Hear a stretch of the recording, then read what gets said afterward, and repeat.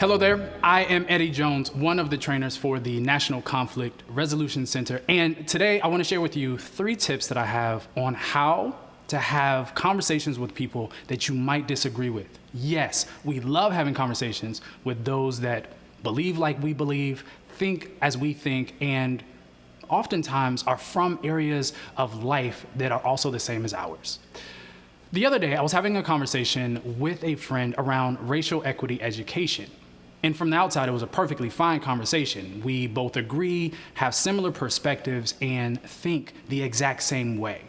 You could say I have an in-group bias towards them because our experiences and background are the same. But the reality is, we don't often have that ability to always have conversations with people that we don't disagree with. And that's why I want to share with you these 3 tips.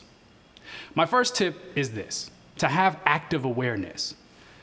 Simply said, to be curious. Be curious about the person and who you're having a conversation with, their experiences, what their background may be. I want to bring up the awareness part because it's important for us to be aware of our biases. Because many times when we have conflict with someone, we're looking for things to confirm our bias about them, their political beliefs, their background, their experiences. We look for all of these things to confirm what we believe so that we don't have to listen to their argument, their perspective, even if we disagree.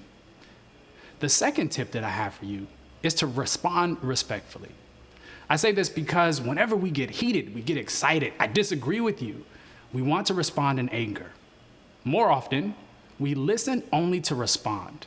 We don't listen to hear what they're saying. We don't listen to understand. When it comes to responding respectfully, here's the thing I want to challenge you with. Ask questions. Dig in deeper. Gain some degree of understanding of where and why, how they came to their conclusion or perspectives. Reserve judgment.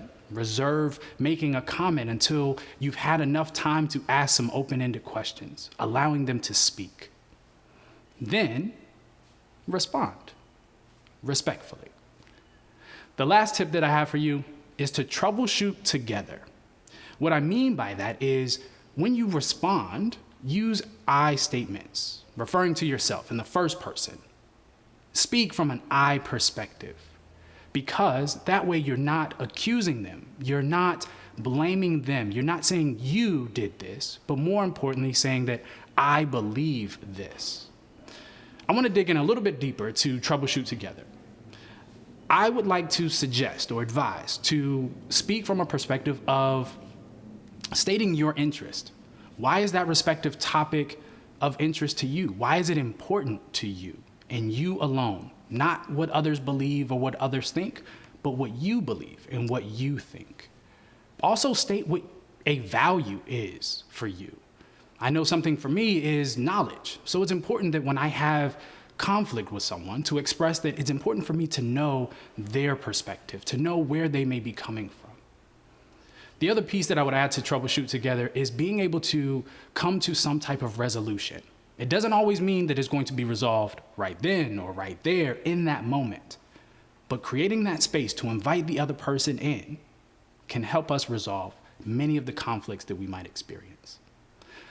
Those are my 3 tips. Have active awareness, or otherwise be curious. Respond respectfully by asking open-ended questions to gain understanding and to also listen to gain understanding. And then troubleshoot together. Invite the other person in rather than calling them out. So much of our division is based on calling people out rather than calling them in. Will this be challenging? Yes, it will be. That's why it's important for us to practice it. Take a moment, pause, and then use the art. Thank you so very much. These are just some tips on how you can have conversations around conflict and polarizing topics.